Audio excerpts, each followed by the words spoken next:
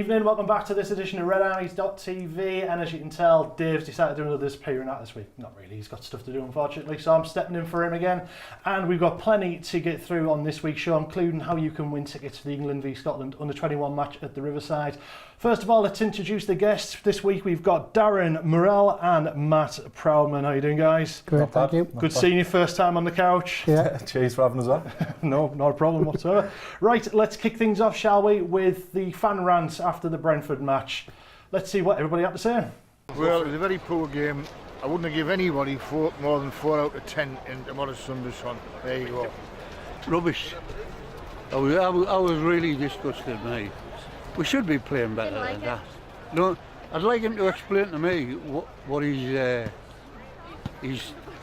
setup is. I mean, I thought Tuesday was bad, but that was even worse than Tuesday. I mean, the players couldn't do the basics. They couldn't pass the ball, couldn't control the ball. It was absolutely terrible. We had no organisation, and I admire their manager because he went for it. And you don't get many ways where they are in the league going for it. So, but we didn't even deserve a point. Well, we were absolutely useless in being to end. What do you think, son? Disgrace. Absolutely. Anywhere else, Monk will be under pressure now for the sack. It's Gibson. Gibson's loyal to the manager. Anywhere else now, he will be under pressure. Absolute disgrace. Thanks for that, everyone. Right, let's kick off with the Brentford match, of course. Start with you, Matt. Yeah. How do you think it went on Saturday? Because there's been a lot of mixed reviews from fans online, basically ranting about how the team performed. What's your opinion on that? Well, it's always been a slow start. It has been, well, every home game we've had this season, but it's hard to judge it. I think everyone looks at it now. You've got your Assombalongas, you've got your Braithwaites, we've got the Bamfords, you know, the Traores and the Johnsons, and everyone, me included, will look at it and think, yeah, we'll go and full on attack, and you know, we'll create chance after chance, which is what I would expect. But it just seems to take us so long to start. So long. It's 20-25 minutes, and I'm looking at it thinking, have we had a shot on target? Have we actually done anything yet? And it seems to be the other teams seem to kind of suss us out a bit too early, and we don't do enough early enough. And teams, the away team will settle down, and then they'll kind of think we've got a chance here. They haven't done much, and it stops us. I think every home game it's been this season, it's been the same. Darren, I mean, a lot of fans were saying typical Borough were always doing disappointingly against low teams. Is this the case, or do you think it was just a bad day we were having? It's hard to tell. For me, every performance, it's hoping we'd play well, we're poor, we're poor. Preston, we were awful for me personally. Norwich, we got beat 1-0, but I thought we played well. Brentford, to be honest, the first half, it's one of the worst performances I've seen as a Borough fan at the Riverside in many years. I remember when Strachan was in charge, me and you went to watch a game, Plymouth. I think we got beat 1-0 or something. Yeah, we missed a penalty, yeah. We had Wheater right back, Kilgannon left back, and that was bad. But there was nothing, there was no cohesion in the team. Giving the ball away too cheaply, weren't we? Yeah, it's so frustrating. One thing that really stuck out for me, and it might be a fine point, but there was, in the first half, there was 4 different corner takers. So where is the... if there's 4 different corner takers, then surely they can't be working on corners and set pieces in training if there's a different person taking corners every single time. So it just seems to be that the team doesn't know who's doing what, and there's no chemistry at the minute. That's what it come across in the Brentford game. I thought we were very, very poor first half. Second half, nothing changed. We were lucky to get a point, very, very lucky to get a point from our point of view. Matt, what do you think? What's your opinion on all that? Do you agree with what Darren's been saying? Yeah, I'd agree in the same. I thought, to be honest with you, I think it was harsh on dropping Dale Fry. I know people will say he made a mistake against Norwich, and the same against QPR. But I say, if you look at the stats of Dale Fry, he doesn't play long balls. I think it was, out of all the passes he played, I think there was 18 of all the passes he played, which were long. So I think you know what you're getting with Dale Fry. He's going to, and for me, I wouldn't change that. He likes to play out on the floor. He likes to find a pass, and then you go and change it. Everyone calls for shot, and I must have lost count the amount of times he smashed it to nowhere. It's like, well, what's the difference? Do you want shot and he will just put his foot through it and go, and we've got nothing, or you've got Dale Fry in there, looks to break through. So I thought that was a bit harsh. I would have kept Dale Fry in, to be honest. I think he's... But, we were awful. It seems to me, as well, I noticed against the Brentford game, is Gary Monk is either he doesn't know what he's doing, or he's all of the time, or he may be a bit too pig-headed, because Shotton was having an absolute nightmare, and you could see he was just had a mistake in him all game, and he didn't take him off. And I was thinking, is he trying to prove a point, keeping him on? Johnny Housen, big debate going on, but for me, his distribution of the ball, he lost the ball 25% of the time. Now, I know he got forward and created the goal, but Johnny Housen was having a poor game, and he could see at half-time he had a mistake in him, and what happened? He picked the ball up, got the ball took off him, we conceded the second goal. It was a really poor performance, really poor. But got away with it and got a point. I was looking forward to the match as well. I was really looking forward to the game, but it was really poor. Yeah, because you thought we were going to spank them 4-0, which everyone does. That's the problem sometimes.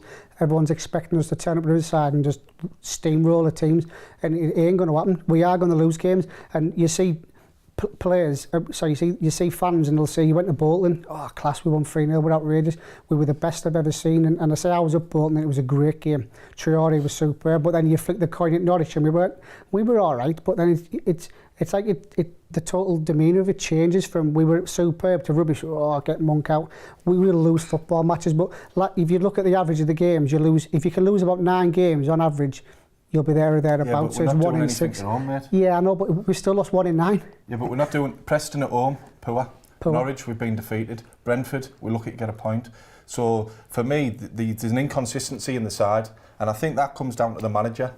I really do think it comes down to the manager. And how can you build a winning team if different people are playing in different formations? You don't think it's new for Monk, though, where he's got the type of squad he's got now? He didn't have it at Swansea, where he had this type of armoury. He certainly never had it at Leeds. I hear all the time he's got no plan B, but I wouldn't have had a plan B with that Leeds team. What's he going to do? He's got his best 11 on the pitch. He's got no one else to bring on. Well, we'll talk about Monk a little later on in the programme, because that's been a major sorting point on That'll Twitter. Be a good one for me. But first, let's see what Joe had to say after when he watched the match at the weekend.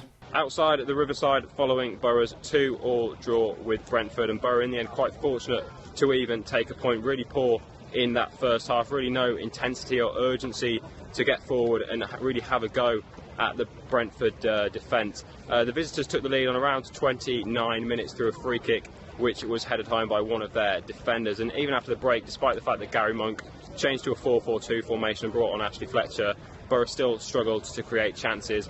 Got an equaliser through Martin Braithwaite, but fell behind again a couple of minutes later, and Brentford didn't even really sit back after they took the lead for a second time. Maybe a mistake from them. They continued to throw men forward and try and create chances themselves. Borough did manage to get a late equaliser as well through Fabio with around 15 minutes to go, but 2-2 it finished. Didn't really do enough to win the game going into the international break this weekend.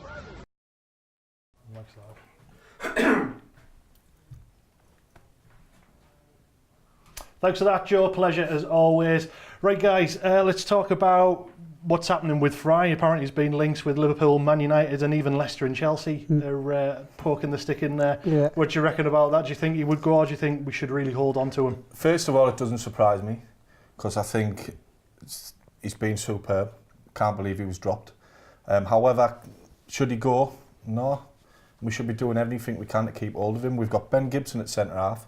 We've got Dale Fry, 2 Borough lads. I would rather go pay my money to watch 2 Middlesbrough centre-halves from the town play football than anybody else over Premiership football. We've got to keep hold of these young lads. Dale Fry will go on and have a good career, there's no doubt about it, and he will play for a good club. But we should keep him here. We should be that good club. We'd be crazy to let him go. Crazy. Unless it's a lot of money. You wouldn't get a lot of money for him now, but it'd be a waste. I don't actually believe the rumours that they're touting him, because I don't see why a Man United they've just went and paid £37 million for Lindelof, why you would say, well, go and get Dale Fry. We're going to chuck him in the reserves. He's a waste in there. And again, Leicester maybe, but even Chelsea, they don't even play what we play. They're playing with the wing backs, so it's a totally different formation for him. When you look to at it, play, though, I can't see it. What do you need in what do you need in your squad? You need so many English players. So to get the cream of the crop of the English players, they're going to cost money because they need them in the squads. That's why you had your Sinclairs going to Man City, not getting in the first team, but he made up the numbers for English-based players. So I can see why them clubs will be after Dale Fry, because he is an up-and-coming centre-half, playing for the under-21s, he's doing well. So, yeah, get him in, and he's coming up, he's one of the best of the British crop that are coming through, so I wouldn't, it'd be crazy to let him go. It wouldn't even be entertained, but if I was Dale Fry, I mean, I'd be sat there now, 18-year-old kid, to play my dream at the Riverside, and you know, I'm getting the game, and I'd be looking at myself thinking, who's going to push me out here? I've just seen Shotton of the weekend. I wouldn't be worried about him. You know, Ayala, maybe. That's the only person I'd look at. If I was going to go to a Leicester or a Chelsea, I'd be looking around thinking, well, I won't get my game over him, and I won't get my game over him. And I'll just end up getting... There's just no point. He's 18-year-old. He's got 5 or 6, 7 years to make that move. I'd just leave it. He won't leave anyway. I think he's exactly the same as Ben Gibson. Gib will be in his ear saying, no, come on, stay with me, because I think them two are the future. I think Dale Fry come back in the team, and I think he'll stay there. Brilliant, right, thanks very much for that, guys. Right, after the break, we've got some England under-21 tickets to give away at the Riverside. Come back to us very soon.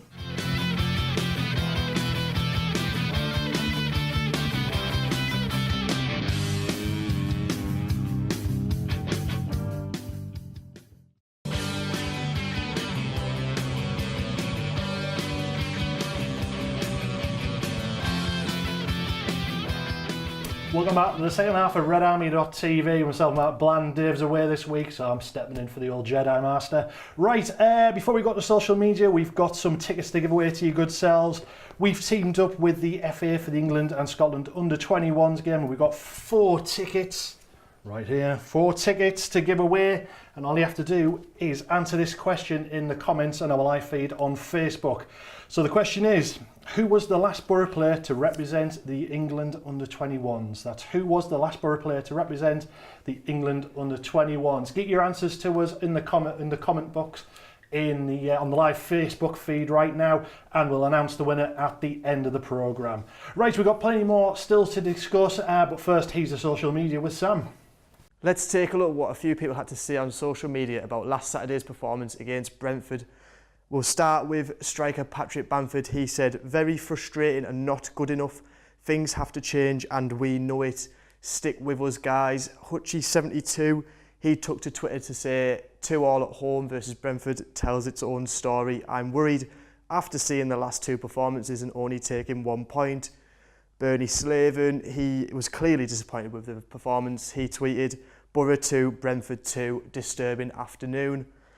Borough fan John Hammett also expressed his views on social media. He had this to say, I will never boo my team off the pitch, never ever. And finally, Ian Smith, he took to Twitter to say, call me naive, call it blind faith, call it what you want, but I'm not worrying just yet. Lots to be done, but Monk will get it right. Don't forget, if you have any thoughts you would like to share with us, please get in touch via Twitter at Borough Red Army or use the hashtag RedArmyTV. Thanks very much, Sam, and for keeping my seat warm as usual. Right, guys, let's go back to the old Borough chat and let's talk about Borough and utilising Braithwaite. Is he becoming more settled? Start with you, Darren. He's only been back 1 game. From what I've seen, I don't think it worked him through the up front with Asim Balonga and Brentford. I've seen him from the left. And I've seen him play for his country from the left, and I think that's his position. To get him out on that left. Johnson was poor against Brentford. So I'd like to see him on the left. Or, I'd put him on the left. I don't think he does much in the old, but he's only been 1 game, so who knows? You know, it's his first game back. He might be a bit rusty. Yeah. But yeah, I'd like to see him on the left, cutting in. Definitely. What about yourself? Okay, I don't think we've seen enough of him. I mean, what, two games? He's come in 1 game at Wolves. I say we were at Wolves. He had that great chance with the header, which, you know, it looked like he shied away from it, but didn't really tear trees at Wolves. But I do like what I see of Braithwaite when he came on against. And put me on the spot now. His last game he came on. He looked sharp and he looked up for it, and you can see him with the crowd. Norwich. He looked up for it, and I thought he's give us some energy here because he's buzzing around, and it's what we wanted to see. But it's 2 games, 3 games. I think if we've seen him for 4 or 5 games, you might try and find out where he's. Personally, I wouldn't put him on the left because I'm just not a fan of it where you think you're always relying on cutting in. I know, but cutting in clubs are different. I think he'll do well behind, but the only problem for me is I've looked at it I've looked at the games. I say I've beaten all the games this season, and I look in that hole. The only person for me who deals with a Sombalonga is Bamford. Oh, and so I think Bamford and the Sombalonga have got a bit of. They've got a better friendship. It looks that I mean, again, I'll refer to the Wolves game, first game of the season. Sombalonga done nothing till Bamford came on, absolutely nothing. And within 10 minutes, Bamford had him through twice. We're talking about Braithwaite. I know, I'm just saying, I'm on about the hole. Yeah, but you go to where Braithwaite's playing the hole at the minute. I think that's where they're looking at him playing. Too early to say. Yeah, too early to say. I think if you need to give him another 3 or 4 games and see how he does. I say he scored at the weekend. You know, he's in the right place at the right time. From the left. From the left. Yeah. No, I think he's a quality player. He is. He's certainly going to. So wherever you play him, I think he's going to do a good job for us. I think the team's lacking leaders and winners. With Ledbetter not in the team, and I think Braithwaite's got something about him, and he will spare the team on. So anywhere across the front, I think he will do a job for Butter. I'd like to see him on the left. Couldn't do it in the all, but I think he will do. Yeah, do a job. I definitely have him in the 11. That's for sure. Brilliant, thanks very much, guys.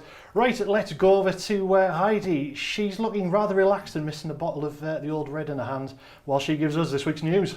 Young Borough midfielder Marcus Tavernier was a late call-up to the England under-19 squad for their international fixtures against the Czech Republic and Slovakia. The 18-year-old has been on form for Borough's under-23s, who have won every game so far in the Premier League 2 season, with 4 goals to his name in 5 appearances. This is his first international call-up for the Borough youngster. Dale Fry has been voted Young Lion of the Month by readers of Match of the Day magazine. The award recognises the achievement of young English players and comes after a strong start to the season for club and country for the Borough defender. Fry was ahead of Marcus Rashford, Angus Gunn, Jordan Ibe and Joe Worrall in the online poll. MFC is announcing a new shirt sponsorship deal. The logo of Loganair will show on the back of Borough's 2017-18 away shirts, with the new branded strip on display for the first time when the team plays Barnsley on Saturday the 14th of October. The airline, who soon begins its service from Durham Tees Valley Airport, will fly to Norwich and Aberdeen. And if you have any news you want to share with us, please email news@redarmy.tv or via social media @Borough Red Army. And back to Matt in the studio. Right, guys, let's go back to match talk and Monk. Let's begin with him, shall we? Matty, let's start with you. Do you think he's tinkering too much? No, you're going to get this on whatever you are with Borough, and I'll go back to the argument. I've been there for years, and Skelly has as well, and you know, but if you were to offer me now, Gary Monk, the football we've got now, all right, out of Karanka, it was a no-brainer for me. The thing is, everyone says about Monk and he we're tinkering. He doesn't know his best 11, obviously, but again, we were saying earlier, I don't think he's never had this kind of personnel at his disposal, and I'd find it difficult. Everyone else can say they go, I'd play him here, I'd play there, I'd play him there, but you've got £40 million worth of talent on the bench, all knocking on your door saying, I want to play. You know, why aren't you playing me? You've got to pay £7 million for Fletcher, you've got £10 million Braithwaite, £10 million Bamford with his add-ons, £15 million to Sombalonga. All these kids want to play. You've got Traore, who's, you know, clearly wants to play. You've got to play them all, so he wants to keep them happy, and people say you can't keep your players happy, but if you haven't got happy players, you've got an unhappy squad. And I think he does need to know his best 11. It is difficult. I mean, if you were to ask 100 Borough fans now what the best 11 is, you won't get 100 people tell you what it is. Everyone's got a different opinion of who should be in the best 11. I know I'd pick to be in the best 11. I'm sure it would be different to somebody else's. I don't think he's tinkering, but it is going to take time. But I think once he finds that mould of what works, honestly, I don't think we'll be stopped. I still think top 2 with Gary Monk, and I'll argue till I'm blue in the face all day long. Gary Monk. I mean, look, going on Twitter and social media after the Brentford game, it was 2-2. It's a point for both teams, really, wasn't it? A vital point for us. But I mean, the backlash that some of the fans were giving, one guy, Rich, said, I've said it before, Monk is not the man, sack him now. Even Bamford. Why? Why say that? I'll say this about Monk, right? Anybody that's jumping in and saying, sack him now. It's ridiculous. It's ridiculous. We're not Crystal Palace. At the end of the day, the team's been up and down, up and down. We haven't got started. This stuff we need time to gel. Wolves, Leeds have lost the last 2. Wolves are flying. How many players did they bring in? So look, he's had long enough now to know his best 11. And what gets me with Gary Monk is he's not playing his best players who were in form. Grant Ledbetter come in, he was in form, the team started playing well. I know he picked up a knock so he couldn't start, but he should be back in the team. He's not, Bamford come in, he's, like Matty said, he played in the hole, and he's done well when he's been in the hole playing there. Doesn't seem to get back in the team. And again, I mentioned it earlier, I think he's a bit pig-headed, and I think he's looking for little ways to get his players into the team. Dale Fry made a little mistake, and then the lads pulled out a worldie and put it in the top corner. Next week, he's dropped. Dale Fry's been one of our best players. Shotton's in, awful. Now, Shotton should be straight out. Johnny Howson, not been doing it. He's a good player, but at the moment he's not doing it. But it seems to be like he just wants to prove a point, and they will play. Bamford left midfield. When's Bamford ever done anything from left midfield for Borough? We can say, if you were to go in the hot seat now of Gary Monk, are you telling me you'd find it easy walking there and go, you're in my best 11, I'll play you? No, you couldn't do it. But don't put square pegs in round holes. I know, but it's difficult. For me, I think it is... He knew what job he was coming into. He knew he was going to have all these players coming. He knew he was going to have a squad full of top championship players. So if he's struggling for it, then is he the man for the job? Sam Allardyce wouldn't struggle, I'm telling you now. I think he is for the man for the job for me. So do you agree then? I mean, one tweet who I do actually agree with, Jen Hayton. She said, not sure what's happened to the famous Teesside grit. Why are so many giving up? But an honest opinion, that's a good point, because I didn't hear no one slagging Monk off when we battered Bolton 3-0. I think when Borough get beat, the thing is with Middlesbrough and Middlesbrough fans in general, when we're winning, we're the best thing since sliced bread and everything's rosy. When we lose one game, I know we were awful against Brentford and we weren't very good against Norwich, and I hold my hands up that, but does that call for Monk out? No. Away. Especially when you look at the stats from compared to last season. We've lost 1 in 9. Well, that's it. We've played 11. We've won 4, drawn 4, lost 3. Yeah. Is that really an issue to get the Monk laws out of average already? of that now, I mean, if you work it out now for the season, I think if you go 6 games and you lose 1 in 6, by the end of the season you'll have lost, 10 games, you'll be up there. So can we go on a run 1 in 6? We've done 1 in 9. The way I look at it with Monk is, I can't make my mind up. I've said I'm going to give him 3 or 4 games. Because what I've seen, Norwich, we got beat, but I thought we played well. Preston, we were poor. Brentford, we were poor. I've seen other games where we've been good. This thing, I don't know, I just can't work him out. It's up and down. We've been Baywatch at one point, Crownwatch at some point. At the moment, the team is lacking consistency, and that point there made the team. I think the team's lost its Teesside grip, but is that because certain players aren't playing in the team and maybe should be? I was going to say, like Grant Ledbetter. Your Ledbetters, your Ayalas, you know, the ones who were they've been there, done it, got the T-shirts. Exactly. You know, I think if Monk wants to get the best out of Borough, which obviously I know he does, and he's going to love this job. I mean, come on, it's one of the best jobs in football, working for Steve Gibson. There's no way he's not going to want to put his heart and soul into it. But I would, if you were to ask me now if I was going to be do what Gary Monk, I'd bring Ledbetter back in, and I'd certainly, because he knows him and Clayton last season were one of the Premiership, in the Championship, were probably the best centre half partnership, centre midfield partnership in the Championship. They know each other inside out, and I think you've got to instill him now, Ledbetter, bring him back the captain, and then that would be my first change. But he needs to learn his best 11, but it's difficult when you've got that many good players. Right, guys, fortunately we're almost out of time, but it's been an absolute pleasure having you on the sofa.